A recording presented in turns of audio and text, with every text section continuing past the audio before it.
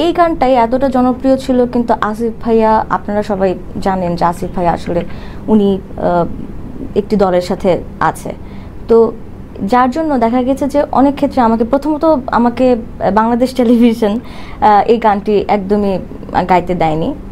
আচ্ছা, due to তুমি আসিফ আকবরের সাথে গিয়েছো? একদম, হ্যাঁ। কারণ যখন দেখেছে যে ডুয়েট গানটাই হচ্ছে তার সাথে, তো ডুয়েট গান গাওয়ার কোনো সুযোগই ওখানে ছিল না। শিল্পীদের নিজেদের গড়া তো অবশ্যই, কারণ রাষ্ট্র কতজনকে আটকে রাখতে পারবে বা একটা গণ্ডির মধ্যে ফেলতে পারবে। প্রথম কথা হচ্ছে যে রাষ্ট্র আপনাকে কোনো কিছু করতে পারবে না যতক্ষণ না পর্যন্ত আপনি নিজেকে না বদলান।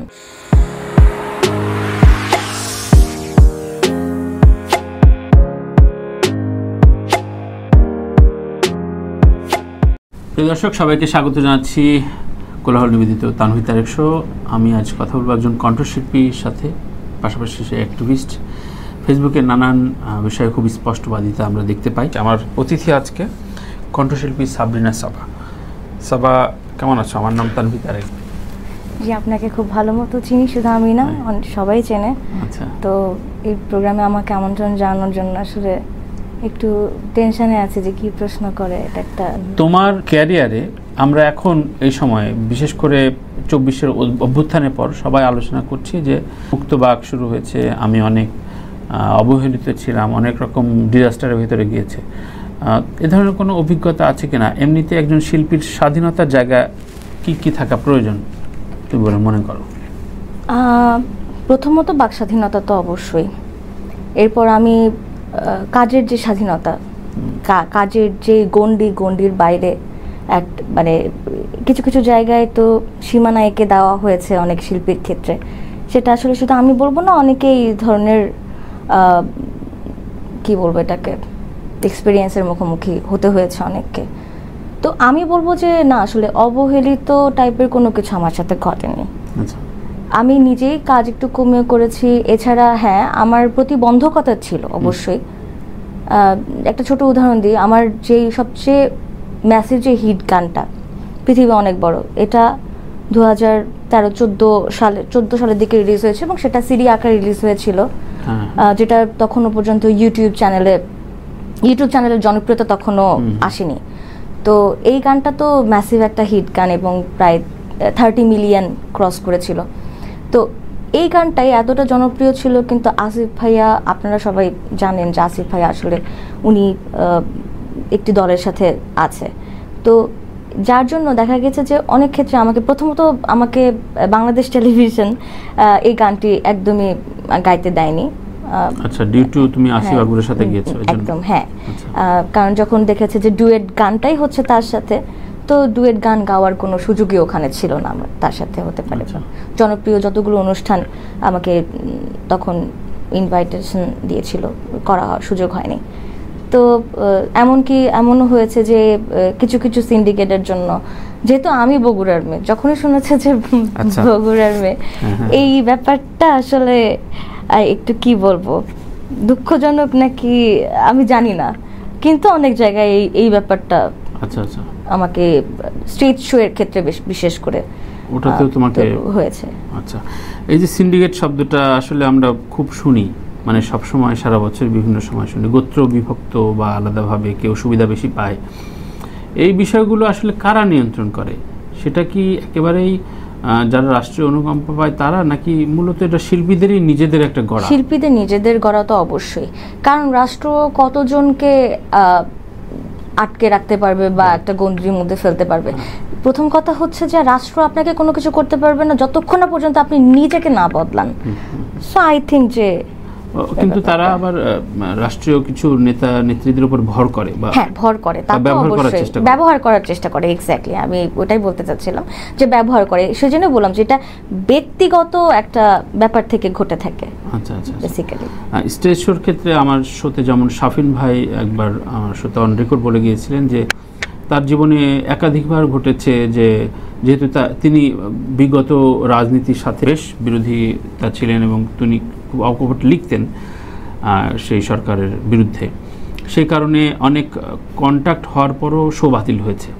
অভিজ্ঞতা তো খুবই মানসিক ট্রমা দেয়। হ্যাঁ, একদম একদম, এটাই হয়েছে আমার সাথে, বহুবার হয়েছে। আমি বলবো যে উত্তরবঙ্গের দিকে যেগুলো শো আছে, দেখা গেছে 10টার শোর মধ্যে হয়তো 7টা শো আমার কনফার্ম হওয়ার কথা, সেখানে আমি 2টা কোনো মতে হয়তো বা ওখানে ভালোবাসার টানটা বেশি ছিল, সেজন্য ওখানে কোনো সিন্ডিকেট কোনো কিছু করতে পারিনি। সাবাব, এখন এই সময় আমরা বলছি যে নতুন বাংলাদেশ, সংস্কারের বাংলাদেশ, কি চাও, কিভাবে কাজ করতে চাও একজন শিল্পী নিজের গানের ক্ষেত্রে, কি কি সুবিধা পেলে আসলে খুব দারুণভাবে নিজের কাজটা করা যায়? আসলে আমি বলবো যে শিল্পীদের জাতীয়করণ কিংবা আসলে শিল্পীর যে মান, এই জিনিসটাকে আসলে কারো না কারো দ্বারা এটাকে একটা সংস্কার করাটা জরুরি। কারণ শিল্প চর্চা যারা করে আমরা তাদেরকে শিল্পী বলে থাকবো, চর্চার বাইরে যারা আছে তারা তো কি বলবো এটাকে অশিল্পী, বা চর্চার বাইরে যারা থাকে বা যাদের প্রাথমিক জ্ঞানটা নাই সঙ্গীত সম্পর্কে, তাদেরকেও শিল্পী বলা হচ্ছে। এই যে একটা কি বলবো এটাকে মানে দুইটা দল, আসলে এইটাকে সংস্কার করাটা দরকার। আসলে শিল্পী কারা এবং অশিল্পী কারা, এইটাকে বাছাইকরণ করাটা খুব জরুরি। কারণ আমরা অনেকে এর মধ্যে দেখে ফেলি যে গান গাচ্ছে, মানে গান তো সবাই গায়, কিন্তু সেটা আসলে কি ধরনের গান গাচ্ছে এবং আসলেই সে শিখে আসা কিনা, এই ব্যাপারটা আমার মনে হয় যে দেখাটা খুব জরুরি। আচ্ছা, অর্থাৎ একটা ন্যূনতম মানসম্পন্ন গান প্রমোট করা খুব জরুরি।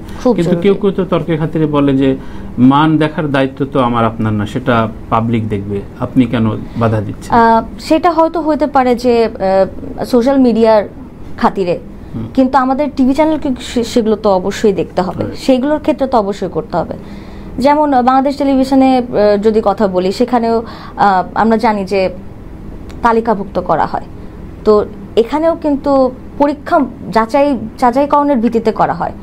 সেখানেও যতদিন পর্যন্ত সিন্ডিকেট বা অন্য কিছু ছিল ততদিন পর্যন্ত কিন্তু অনেক শিল্পীকে অন্তর্ভুক্ত করা হয়নি, তালিকার অন্তর্ভুক্ত করা হয়নি। যাদের যোগ্যতা আছে তাদেরকেও করা হয়নি, আবার যাদের হচ্ছে যোগ্যতা নেই এমন শিল্পীকেও তালিকাভুক্ত করা হয়েছে। এটা একটা পয়েন্ট। আরেকটা হচ্ছে বেসরকারি টিভি চ্যানেলকেও ঠিক এরকম ধরনের ব্যাপারগুলোতে অংশগ্রহণ করতে হবে যাচাই বাছাইকরণের ক্ষেত্রে। তাহলে আমরা হ্যাঁ তাহলে আমরা হয়তো বা এই যে একটা সংস্কার, এটাকে আমরা এগিয়ে নিতে পারবো, আদারওয়াইজ এটা তো পসিবল না। সবাই আমাদের দেশে একাধিকবার অভ্যুত্থান হয়েছে, স্বৈরাচার একাধিকবার পতন হয়েছে, কিন্তু সববারই মূলত দেখা গেছে কবি, সাহিত্যিক এবং শিল্পীদের প্রচুর অংশগ্রহণ ছিল। ব্যতিক্রম 2024, এখানে সবাই অধিকাংশ গর্তে ছিলেন, ভয়ে বা দীর্ঘদিন দলদাস থাকতে থাকতে আসলে ওই বদভ্যাসের কারণে।